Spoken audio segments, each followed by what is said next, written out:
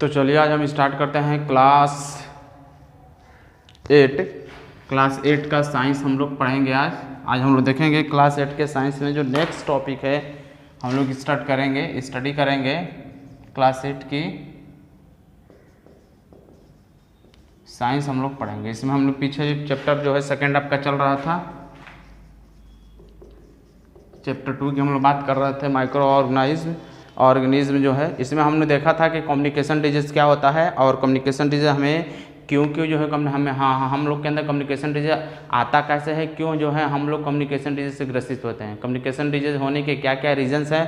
तो उसमें हम देखेगा बाई ब्रीथिंग एयर, हम जो है सांस हवा लेते हैं। अगर कोई ऐसा व्यक्ति हो जिसके पास कम्युनिकेशन डिजीज है और वो आसपास है और वो छींक रहा है और उसके एयर के माध्यम से उसका जो हम ब्रीथिंग करते हैं तो एयर के माध्यम से वो भी माइक्रो ऑर्गेनिज्म हमारे नाक के अंदर चले आते हैं, बॉडी के अंदर चले आते हैं और इस तरह हमारा डिजीज उसके अंदर का डिजीज हमारे अंदर भी चला आता है। या फिर हमें कोई ऐसा कम्युनिकेशन जो है इंसेक्ट है जैसे मस्कीटो हो गया, हाउस फ्लाई हो गया, सब के काटने से भी जो है हमारा कम्युनिकेशन डिजीज होता है। या फिर अगर हम कोई फूड लेते हैं, वाटर जो है कम्युनिकेटेड पहले से ही डिजीज उसके अंदर है थ्रो इंसेक्टेड या टेकिंग इंजेक्टेड फूड और वाटर, कोई ऐसा वाटर है जो इन्फेक्टेड हो तो इन्फेक्टेड फूड और वाटर लेने से भी हमने कम्युनिकेशन डिजीज हो सकता है।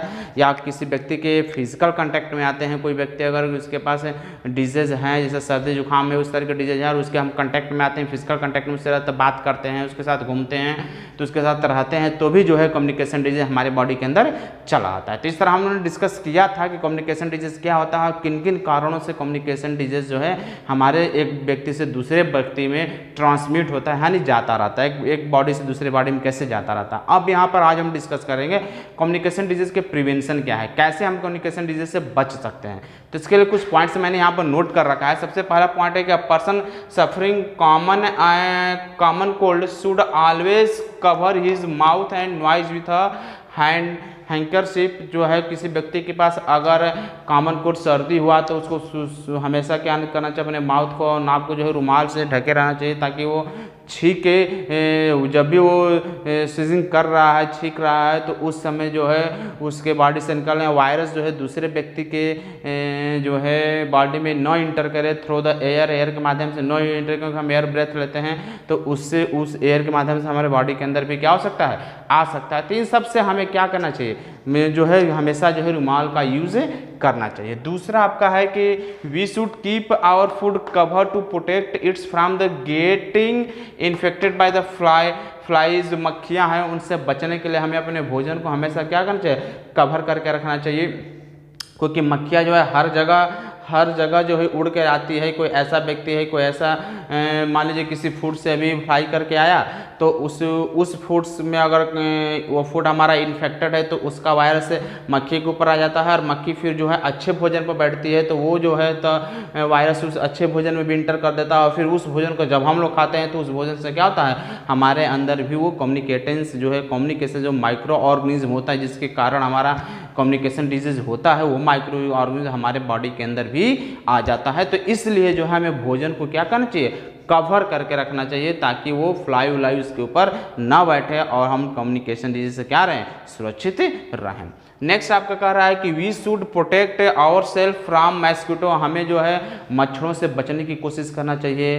जो है मच्छर से हमें ऐसा जो है जिसे बोलते हैं जाली वाली जो है विंडो पर जाली लगाइए ताकि बाहर से घर के अंदर विंडो ना आए। दरवाजे पर जो है हमें जाली वाला दरवाज़ा लगाना चाहिए जिससे मच्छर अंदर हो सके, या फिर हमें जिसको मच्छरदानी बोलते हैं वो जो है हमें यूज़ करना चाहिए। हमें जो है हमेशा बेड पर जो है यूजिंग मस्कीटो नेट, जो मस्कीटो नेट होता है मच्छर को भागने जो नेट होता है, जो जाली होता है वो हमें यूज़ करना चाहिए ताकि मच्छर जो है रात को सोते समय में काटे ना, क्योंकि मच्छर के काटने से भी कम्युनिकेशन डिजीज मच्छर से हमारे बॉडी में आ सकता है और हम कम्युनिकेशन डिजीज से क्या हो सकते हैं, ग्रसित हो सकते हैं। तो उस समय हमें ये सिर्फ ध्यान देना चाहिए, हमें किसी तरह मच्छर के काटने से क्या बचे रहना चाहिए। दूसरा नेक्स्ट है कि we should make sure that only disposal spring syringe और needles are use for getting injection. जब भी आप किसी डॉक्टर के पास जाते हैं, अगर आपको सिरिंज देता है, इंजेक्शन देता है, तो आपको ध्यान में रखना चाहिए कि वो सिरिंज यूज़ करा वो डिस्पोजल है कि नहीं, नीडल यूज़ करा वो डिस्पोजल है कि नहीं। ऐसा नहीं पता चले वो किसी कम्युनिकेटेड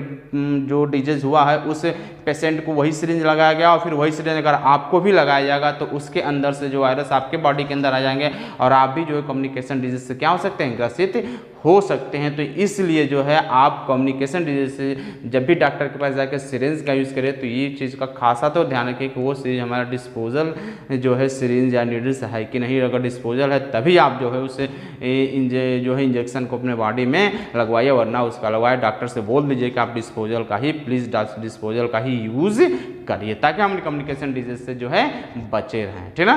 तो ये मेरा कुछ प्रिवेंशंस था जो कम्युनिकेशन डिजीज से हमें बचना चाहिए। कुछ हमें communication can be prevented by the vaccine at the proper time. कुछ ऐसे हमारे कम्युनिकेशन डिजीज होते हैं जो अगर हम प्रॉपर टाइम पर वैक्सीन भी लगवा लेते हैं तो कम्युनिकेशन डिजीज से हम क्या कर सकते हैं, बच सकते हैं। तो इसलिए जब भी हमें कम्युनिकेशन डिजीज होता है तो आपको क्या करना चाहिए, उचित समय पर प्रॉपर समय पर जो अपने वेल जो है क्वालिफाइड डॉक्टर से जाकर उसका सलाह लेना चाहिए, एडवाइस लेना चाहिए। और उसके पास अगर वो कहता है कोई एंटीबायोटिक लगाने के लिए या कोई वैक्सीन लगाने के लिए वो कहता है तो वो जो है आपको टाइम रहते ही जो है ले लेना चाहिए, जिसके चलते हम कम्युनिकेशन डिजीज से क्या कर सकते हैं, बचे सकते हैं, ठीक ना। तो ये कुछ प्रिवेंशन था कम्युनिकेशन डिजीज से बचने के लिए। अब हम आगे डिस्कस करेंगे नेक्स्ट टॉपिक। इस वीडियो में बस इतना ही, फिर हम मिलते हैं नेक्स्ट वीडियो में।